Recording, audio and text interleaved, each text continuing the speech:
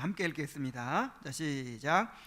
또 그 안에서 너희가 손으로 하지 아니한 할례를 받았으니 곧 육의 몸을 벗는 것이요 그리스도의 할례니라. 너희가 세례로 그리스도와 함께 장사되고 또 죽은 자들 가운데서 그를 일으키신 하나님의 역사를 믿음으로 말미암아 그 안에서 함께 일으키심을 받았느니라. 아멘. 자, 오늘은 제27주 세례의 의미와 유아 세례에 대해서 살펴보도록 하겠습니다. 자, 세례의 의미에 대해서는 간단히 서론적으로 살펴보고 오늘은 유아 세례에 대해서 주로 살펴보도록 하겠습니다. 자, 세례를 이제 죄 씻음의 그런 의식이라고 하니까 그 세례 자체가 죄를 씻어주는 것이 아닌가 하는 그런 오해를 하는 사람들이 있어요. 자, 그것에 대해서 이야기를 하는 것입니다. 72문을 한번 읽어보겠습니다. 시작. 세례의 물로 씻음이 곧 죄 씻음 자체입니까? 답, 아닙니다. 오직 예수 그리스도의 피와 성령만이 우리를 모든 죄에서 깨끗하게 합니다. 자, 왜 이런 질문이 있냐면요, 이 로마 가톨릭에서는, 천주교에서는 세례 자체를 죄를 씻어주는 것으로 생각한다고 했죠. 그래서 세례 받으면 뭐가 없어져요? 원죄가 없어져 버려요. 원죄가. 그래서 세례 안 받으면 구원 받아요? 못 받아요? 못 받아요. 그래서 이제 임종 직전에 있는 사람 어떻게 해야 돼요? 빨리 세례를 줘야 돼. 그래서 그때 신부가 없으면 아무나 세례를 주게 돼 있어요. 그리고 아기를 낳는데 아기가 이제 곧 이렇게 생명 위태로운 아기가 있는 거예요. 그러면 막 간호사가 세례를 줘야 돼. 왜냐하면 세례 안 받으면 어떻게 되니까? 지옥 가니까.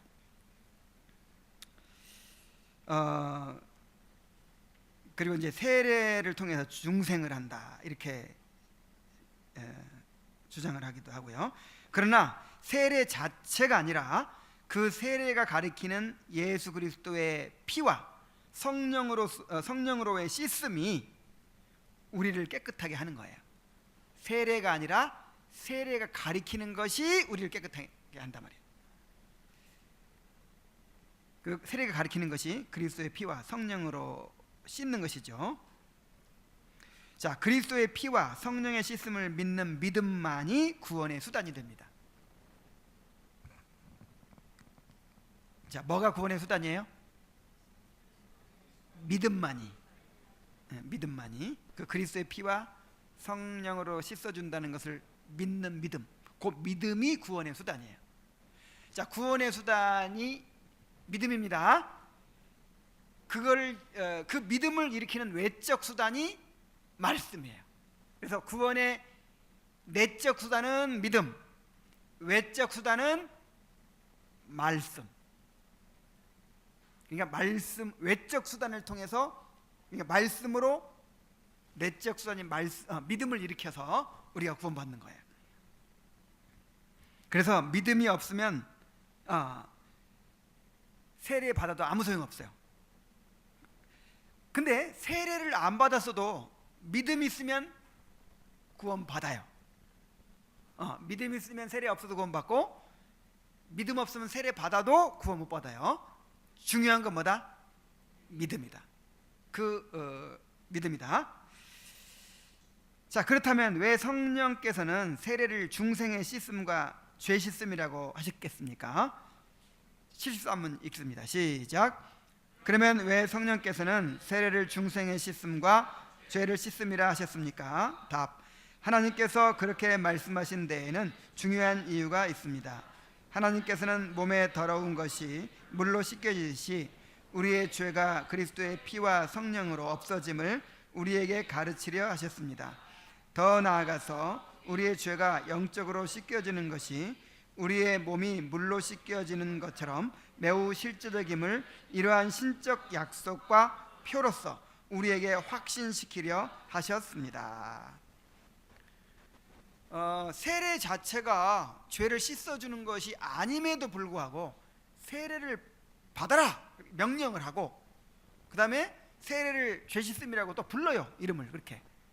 그 이유가 뭐냐? 세례를 통해서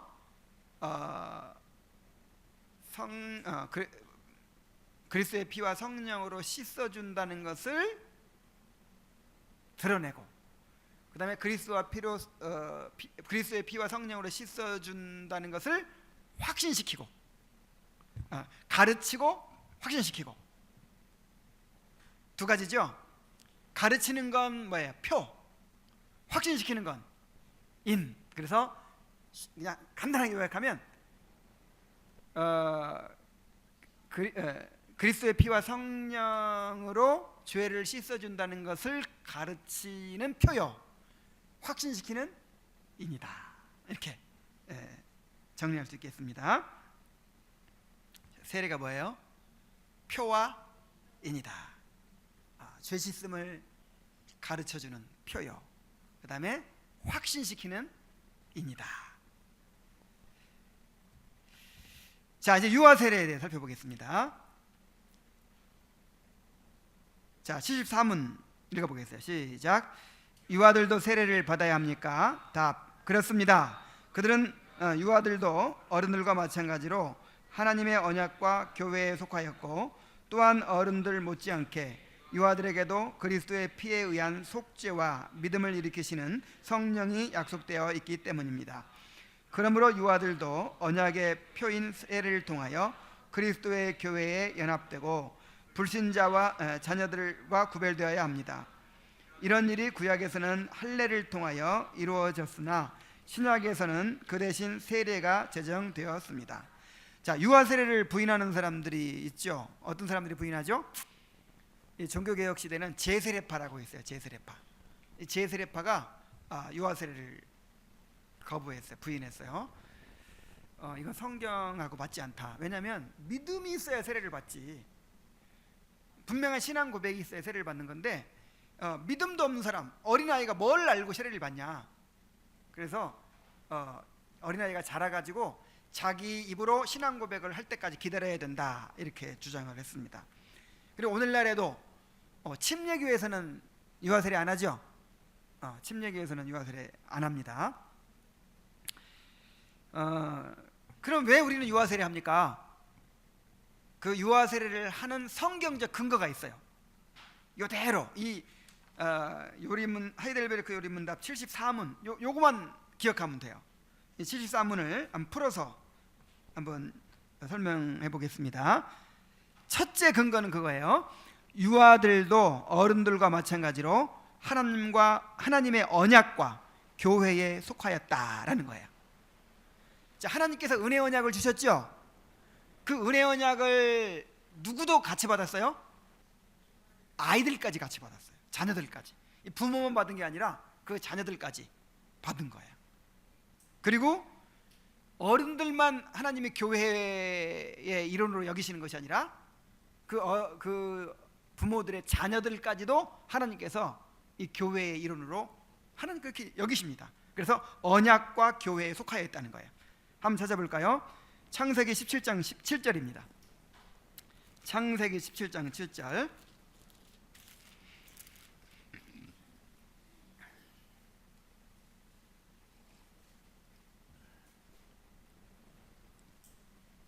시작. 내가 내 언약을 나와 너 및 내 대대 후손 사이에 세워서 영원한 언약을 삼고 너와 내 후손의 하나님이 되리라 그랬죠. 그러니까 하나님께서 아브라함과 언약을 맺으실 때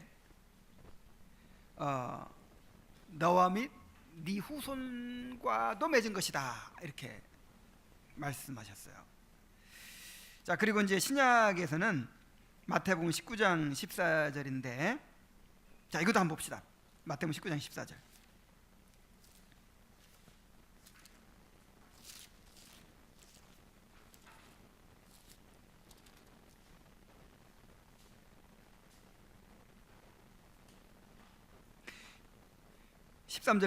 그때 사람들이 예수께서 안수하고 기도해 주심을 바라고 어린아이들을 데리고 오매 제자들이 꾸짖거늘 예수께서 이르시되 어린아이들을 용납하고 내게 오는 것을 금하지 말라. 천국이 이런 사람의 것이니라 하시고 그들에게 안수하시고 거기를 떠나시니라. 예수님께서 말씀하실 때 어른들도 제대로 못 알아들어요. 오늘 설교한 거 어른들도 못 알아듣는 사람 많죠. 근데 애들이 알아듣겠어요? 그래서 이제 그 아이들을 안수해주고 축복해주도록 막 부모들이 막 데리고 오는 거예요. 그러니까 제자들이, 애들은 도움이 돼야 안 돼요? 안 되잖아. 애들은 가라. 애들은 가라 그러는 거예요. 아무짝에 도움이 안 돼요. 방해만 돼. 근데 예수님께서 막 노하셨다 그랬어요. 여기 노하셨다 그랬죠. 꾸짖으셨다 그랬어요. 다른 곳에 보면은 노하심으로 꾸짖으셨다 그랬어요. 왜 그렇게 화를 내셨을까요? 천국이 이런 사람들의 것이다. 천국이 이런 사람들의 것이다. 그러니까 이제 그 어린 나이의 것이기도 하고, 그 어린 아이 같은 마음을 가진 사람의 것이기도 하고, 이거 복합적으로 말씀하신 거죠. 그래서 이제 우리 생각에는 뭔가 알아듣고 뭔가 좀 보탬이 좀 되고 이런 사람 차지일 것 같은데, 예수님께서 말씀하신 건 그게 아니에요. 이 어린아이 것이다. 어린아이, 이 어린아이 같은 사람의 것이다, 이렇게 말씀하시는 거예요. 그래서 이 하나님 나라의 이 축복이, 이제 하나님의 나라가 임했는데, 이것이 어른들에게만 해당되는 것이 아니라 누구한테도 해당되는 거예요? 아이들에게도. 그래서 성경의 사상은 하나님의 은혜의 언약이, 이 하나님의 나라의 약속이 어른들만이 아니라 그 어른들의 자녀들까지도 포함된 것으로 봅니다. 근데 이제 이걸 반박하는 사람들은 뭐라고 하냐면, 그럼 구약 시대니까 그랬지, 신약 시대는 다르지 않느냐, 이렇게 생각을 해요. 근데 이제 이 구약과 신약이 다릅니까? 같습니까? 달라요? 같아요? 같습니다.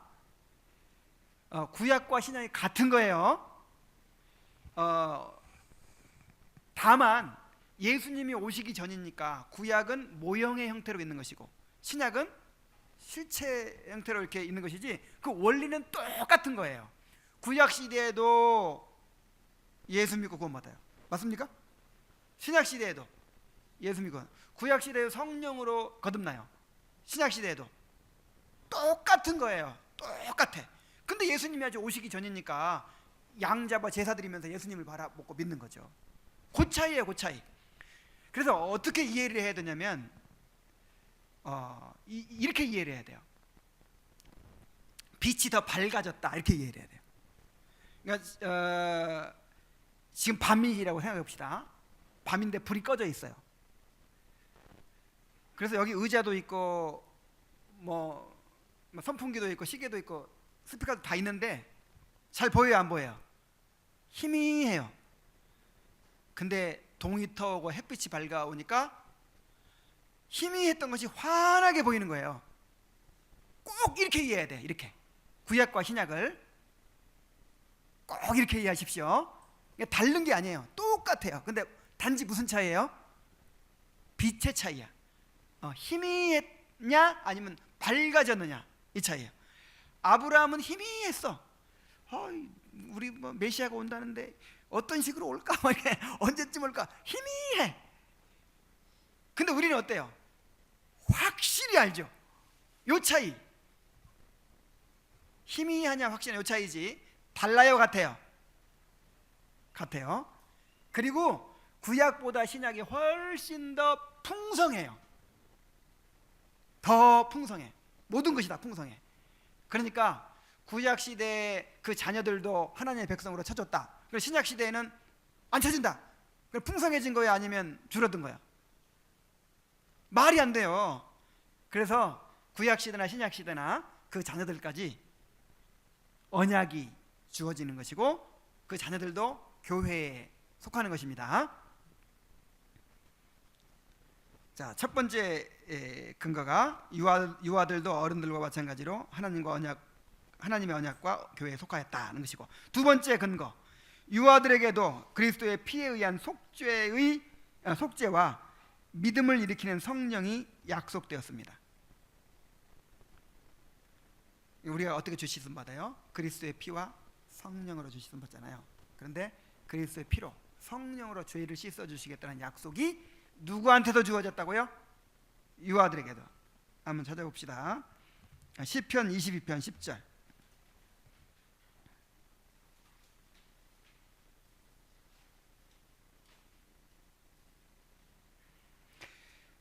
내가 날 때부터 주께 맡긴 바 되었고 모태에서 나올 때부터 주는 나의 하나님이 되셨나이다. 야, 나중에 커가지고 내 의지로 믿을 때, 신앙 고백할 때, 그때 하나님이 이제 너 내 아들이다 그럴 줄 알았더니 여기 보니까 언제부터예요? 날 때부터, 모태에서 나올 때부터 주는 나의 하나님이시라. 그때부터 하나님이 넌 내 백성이야 이렇게 딱 여기시는 거예요. 그래서 사도행전 2장 38절 39절 한번 보겠습니다. 사도행전 2장 38절 39절.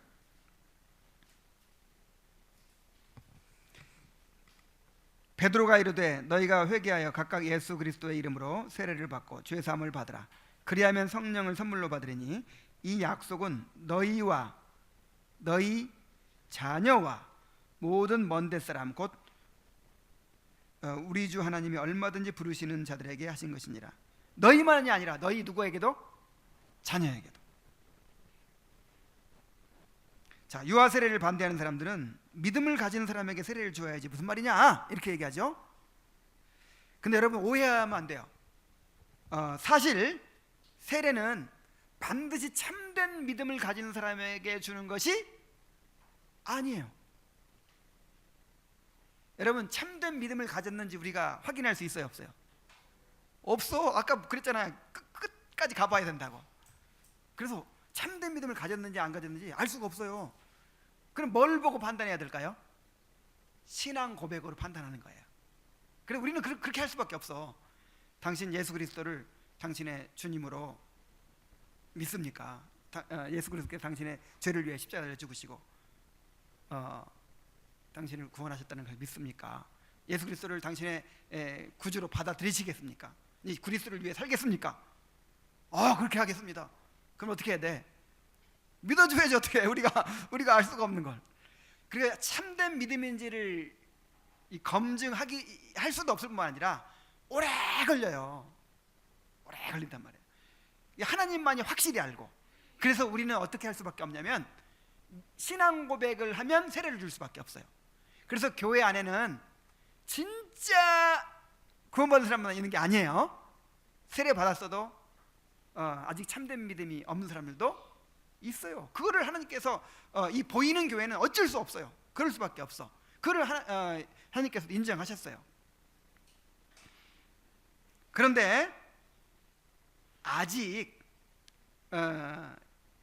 자기 입으로 신앙 고백할 능력이 없는 그런 어린 아이들은요, 그 신앙 고백을 한 부모에게서 태어난 것을 근거로 세례를 주는 거예요. 왜냐하면 그 부모의 자녀들까지 언약과 교회에 속해 있으니까. 그래서 믿음의 가정에 태어났다는 것 자체가 우리 성인들의 경우 신앙 고백하는 것과 같은 거예요. 그래서 어린아이들에게 세례를 주는 겁니다. 사실 또 한 가지 얘기하자면 우리가 믿었기 때문에 구원받는 것이 아니잖아요. 하나님 우리를 택하시고 우리의 구속을 이루시고 성령으로 우리 안에 믿음과 회개를 일으켜 주심으로 구원받게 되는 거죠. 그러니까 믿음이 내 선택이에요, 아니면 하나님이 주신 은혜예요? 은혜잖아요. 그래서 유아 세례는 어린 아이들도 그리스도의 십자가에서 이루신 구속을 성령님이 적용시켜 주심으로써 구원받게 해주신다는 것을 믿음으로 고백하는 것입니다. 그러니까 구원이 처음부터까지 다 하나님께 달렸다고 믿는 믿음에서 출발하는 거예요. 자, 두 번째 근거가 뭐예요? 유아들에게도 그리스도의 피에 의한 속죄와 믿음을 일으키시는 성령이 약속되었다라고 하는 거예요.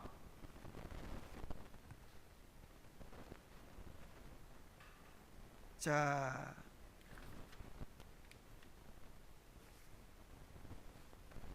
세 번째 근거.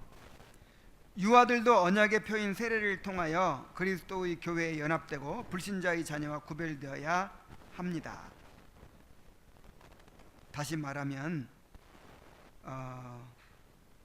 세례를 주라는 것은 주님의 명령이라는 거예요. 그러니까 언약에 속한 사람들은 다 세례를 받아라, 언약에 속한 사람들은 다 할례를 받아라. 이게 누구의 명령이에요? 하나님의 명령이잖아요. 에이, 나는 할례 싫어. 할례 안 받아도 그냥 하나님의 백성이면 되지 뭐. 그럼 어떻게 돼요? 그 사람 구약시대는 죽였어요. 쫓아냈어. 죽여버렸어 그냥. 이건 명령이라니까. 가서 모든 족속으로 아버지와 아들 성령님으로 모든 세례를 주라 그랬는데, 에이, 그거 받으나 안 받으나 뭐 유아세례 받아도요 나중에 교회 안 다니는 사람이 있어요. 그러면서 안 해. 누구 마음대로? 내 마음대로 하면 안 되죠. 언약에 속하고 교회에 속한 사람은 주게 돼 있다니까. 줘야 돼요. 그래서 이 세례를 통해서 교회에 연합되고 불신자의 자녀와 구별되도록 해야 된다. 구별되도록.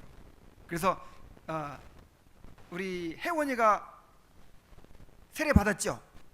혜원이 세례 받은 거 기억나? 기억은 안 나지만 받았지. 그러니까 이 세상 사람과 다른 거예요. 혜원이는 똑같이 학교 다니고 똑같이 공부하고 하지만 나는 뭐 받았다? 언약의 표를 받았어. 하나님의 백성이라는 표를 받은 거야. 그래서 나는 항상 하나님이 지키시고 하나님이 나를 끝까지 인도하신다, 그런 이제 믿음을 갖는 거죠. 그 세례를 통해서.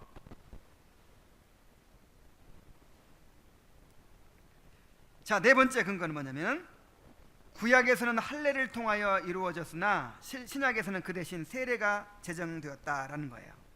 그래서 우리 방금 읽은 오늘 설교 본문 골로새 2장 11절로 12절에 보면은, 또 그 안에서 너희가 손으로 하지 아니한 할례를 받았으니. 자, 손으로 하지 아니한 할례를 받았다. 우리 보고 할례 받았대요. 그러니까 이 할례가 오늘날 세례와 같은 것으로 이렇게 이제 얘기하고 있는 거죠. 곧 육의 몸을 벗는 것이요 그리스도의 할례니라. 너희가 세례로 그리스도와 함께 장사되고 또 죽은 자들 가운데서 그를 일으키신 하나님의 역사를 따라 믿음으로 말미암아 그 안에서 함께 일으키심 받았느니라. 자, 구약에서는 언약의 표로 할례를 받았죠. 근데 그 할례가 신약에서는 세례로 변경되었습니다. 자, 구약에서는 할례를 어른만 받아요, 애들도 받아요? 아이들까지 다 받죠. 난지 8일 만에 받았어요. 마찬가지로 신약에서도 부모만이 아니라 아이들까지 세례를 받아야 되는 것입니다. 그래서 기본적으로 그 침례교회에서는요, 침례교 다니는 사람들은 아니 침례교뿐 아니라 유아 세례를 부정하는 사람들은 이 믿는 자의 가정에서 태어나는 아이를 불신자로 봐요. 기본적인 인식이. 이 불신자인데 이 불신자가 언제 빨리 커가지고 구원받나, 이런 사고방식이에요. 그러나 우리 이제 이 개혁주의에서는 어떻게 보냐면, 장로교에서는 어떻게 보냐면, 신자의 가정에 태어나는 아이는 하나님의 자녀야. 하나님의 자녀로 여기고 그렇게 양육해가는 거예요. 그래서 나중에 이제 아이가 자기 의지가 생기고 자기 고집이 생기고 해가지고 자기 그 신앙을 부정하지 않는 한, 신앙을 거부하지 않고 떠나지 않는 한 구원받은 자녀로 이제 간주하는 거예요. 그래서 이제 14살이든가 헌법에 그렇게 되어 있어요. 갑자기 기억이 안 나네. 14살인가 됐을 때 이제 신앙 고백을 통해서 입교식을 하는 거예요. 그때 이제 나는 주의 백성이라고 고백하고 그렇게 신앙 고백을 올바로 하면 이제 교회 정교인이 되는 거죠. 자, 그렇다면 유아 세례를 어떻게 행해야 될까요? 유아 세례를 믿음으로 행해야 됩니다. 이 세례 자체가 효력을 일으키지 않는다 그랬죠. 집례자와 부모가 믿음으로 시행할 때 효력이 있게 됩니다. 자, 우리가 하나님의 약속을 믿어야 됩니다. 성령님이 이 아이에게 그리스도의 피로 구속하시며 언약의 백성으로 삼으시고 교회의 지체로 세우신다는 사실에 대한 그런 믿음이 있어야 돼요. 유아 세례는 이러한 믿음의 고백입니다. 그러니까 우리를 하나님의 자녀로 삼으신 하나님이 너만 내 자녀 아니다, 네가 난 네 새끼도 내 자녀다, 이렇게 하시는 거예요. 감사해요, 안 감사해요? 감사하죠. 아무나 다 받으신다는 게 아니라 하나님의 백성의 자녀, 나를 하나님의 백성으로 삼으셨으니까 내 자녀도 내 백성으로 삼으신다는 거예요. 그러니까 유아세례가 정말 감동적인 거예요. 정말 감사한 일이에요. 자, 믿음으로 행해야 한다고 했고, 두 번째로 이 아이들을 언약의 백성으로 양육하겠다는 다짐으로 시행을 해야 돼요.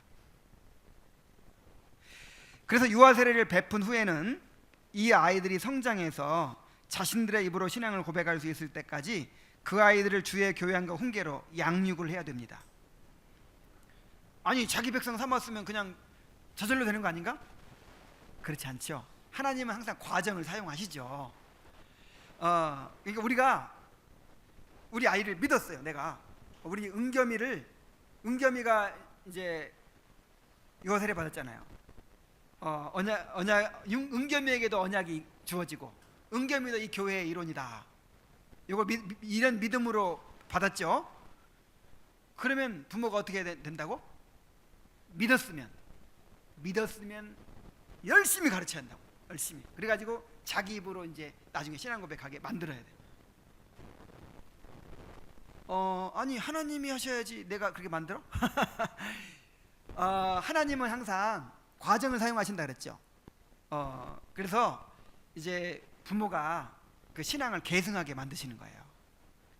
은겸이를 구원하기로 약속했죠. 근데 약속을 어떻게 이루시죠? 부모를 통해서 이루시는 거예요. 그래서 부모가 정말 믿으면 그렇게 해야 돼요. 정말 믿습니까? 그러면 그렇게 열심히 가르쳐야 돼요.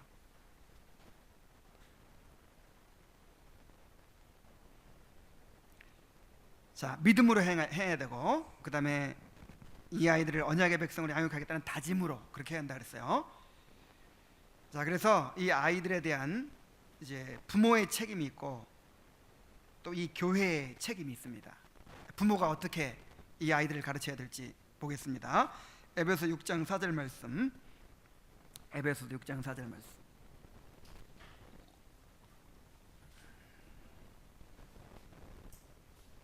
또 아비들아, 너희 자녀를 노엽게 하지 말고 오직 주의 교훈과 훈계로 양육하라. 이 당시에는 이 말씀이 아주 혁명적인 말씀이에요. 지금 우리가 볼 때는 뭐 당연하지, 아이를 노엽게 하면 안 되지, 상처 주면 안 되지, 뭐 이렇게 하겠지만 옛날에는 막 패던 시대예요. 그때 그래고 아이들을 죽이기도 했대요. 그냥 갖다 버리기도 하고. 그런 시대에 아이를 노엽게 하지 말라. 이건 혁명적인 말씀이에요. 아마 오늘날에 했으면 너무 딸바보 되지 말아라. 너무 아이들 말 다 들어주지 말아라. 아마 이렇게 하셨을지도 모르겠어요. 어쨌든 주의 교양과 훈계로 양육하라. 그래서 부모가 어떻게 가르쳐야 될까요? 일단 자녀를 언약의 백성으로 양육해야 될 책임이 부모에게 있다는 사실을 알아야 돼요.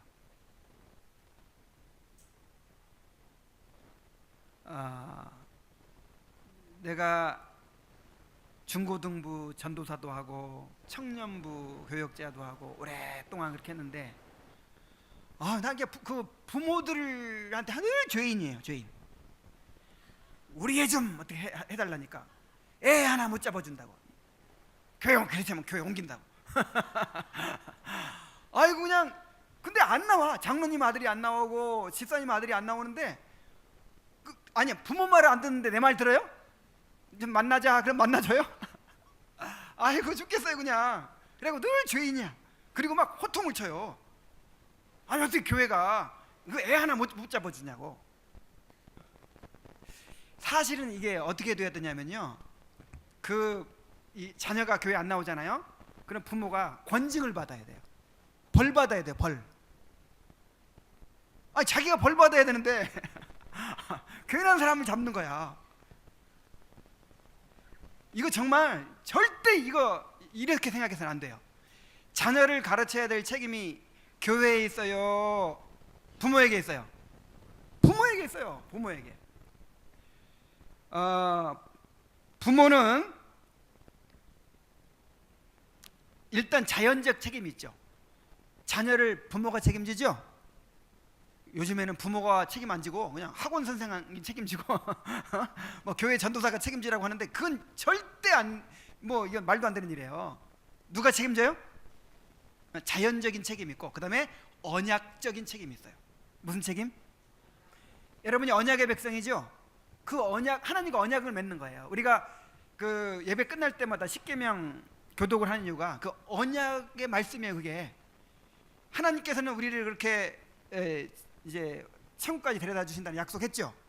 그러나 우리는 이 십계명대로 살겠습니다 이거예요.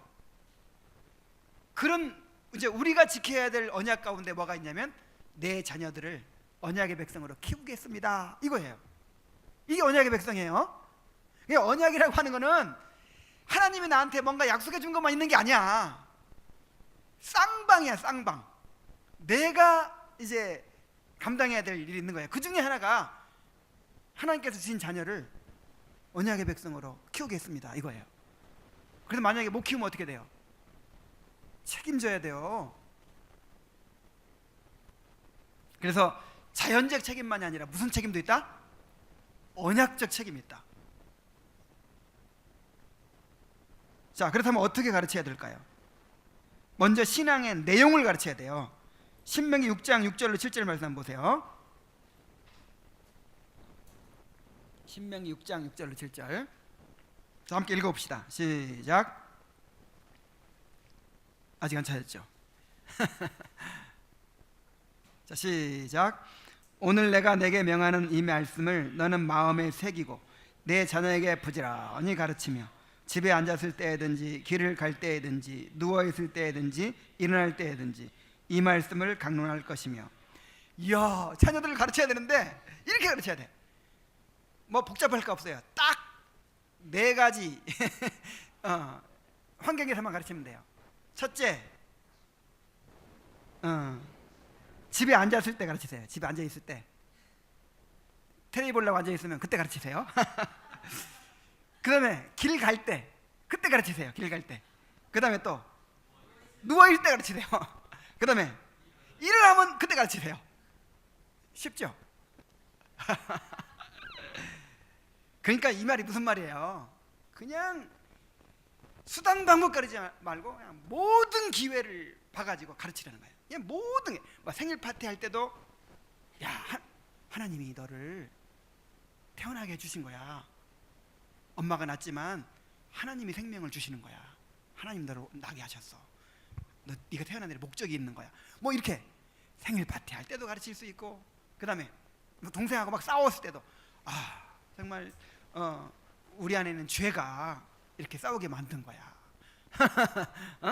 하여간 모든 게 다 가르칠 수 있는 기회예요. 그러려면 선행돼야 될 게 있어요. 오늘 내가 내게 명하는 이 말씀을 너는 마음에 어떻게 하고? 새기고. 부모가 먼저 말씀을 완전히 배워야 돼. 부모가 배우는 자가 돼야 돼. 늘 배우고 말씀이 완전히 새겨져 가지고 그냥 흘러나와야 돼. 말씀으로 충만하면요 흘러나오죠. 매 때릴 때도 흘러나와. 칭찬할 때도 흘러나오고 뭐 하여간 항상 흘러나와. 그런 부모가 되세요. 그래야 집에 앉았을 때든지 길에 갈 때든지 누웠을 때든지 일어날 때든지 가르칠 수 있지. 뭐 머릿속에 든 게 하나도 없어. 맨날 텔레비 들어만 봐가지고 뭐 그냥 나오느니 그냥 돈 있어야 산다. 뭐 너 공부 못하면 너 좋은 직장 못 간다. 맨 그런 이 가르쳐지겠어요? 그래서 정말 내가 먼저 교리문답 공부 확실하게 해야 됩니다. 정말 잘 배워야 돼요. 정말 이게 흘러가는 거지 억지로 짜내는 거 아니에요. 자, 그 다음에 이렇게 내용을 가르쳐야 되고요. 그 다음에 신앙의 본을 보여줘야 됩니다. 자녀는 가르치는 대로 되지 않고 보여주는 대로 됩니다. 자, 어떻게 된다고요? 가르치는 건 잘 가르치는데 보여주는 건 그냥 엉망진창이야. 그럼 나중에 보여주는 대로 따라가요. 그래서 지금은 엄마가 그냥 억지로 교회 데리고 가고 그냥 막 싫고 그럴 수도 있어요. 근데 나중에라도 이제 깨달을 때가 있어요. 엄마가 어려운 일 당하면 그렇게 하나님 의지하고 힘을 얻었었지. 엄마가 우리를 위해서 나는 다른 게 소원이 아니다.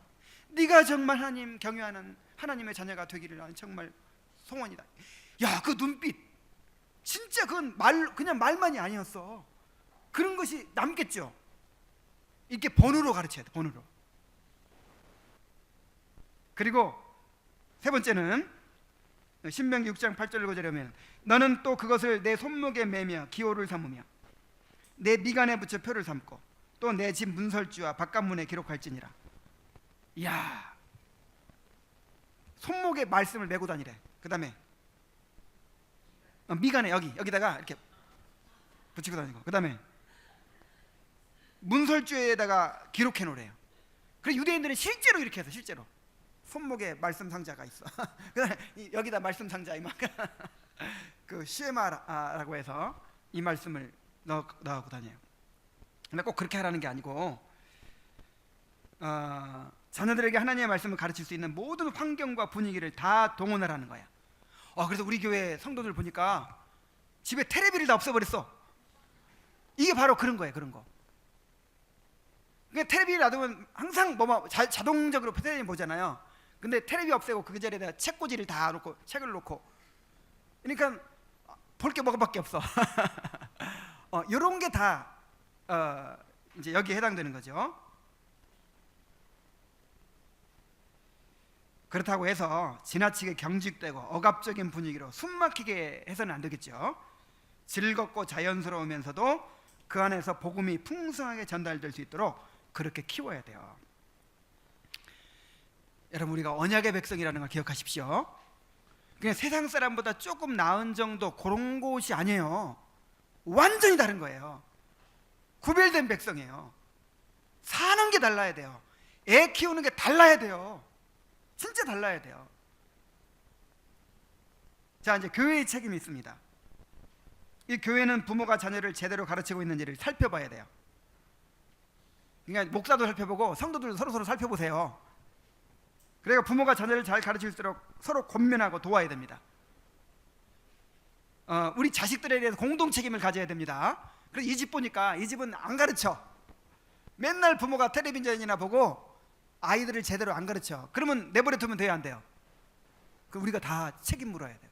그래서 교회에서는 공식적으로 그 부모를 징계해야 돼. 벌 줘야 돼. 그리고 옆에 사람들은 어떻게 해야 돼요? 당신 곧딱으로 살면 안 돼. 이렇게. 자식 어떻게 만들려고 그래? 이렇게 서로 권면해 줘야 돼요. 자, 그렇게 합시다. 그 다음에 두 번째로, 교회 안의 회중 전체가 교회 안의 어린이들과 학생들을 위한 교육을 감당해야 돼요.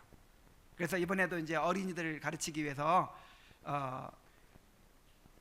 이제 또 프로그램 시작했죠. 그런 것들을 같이 개발하고 또 같이 협력을 해야 돼요.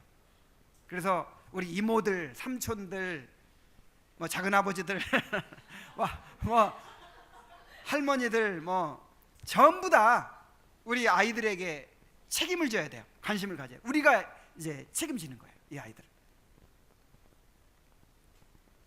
그래서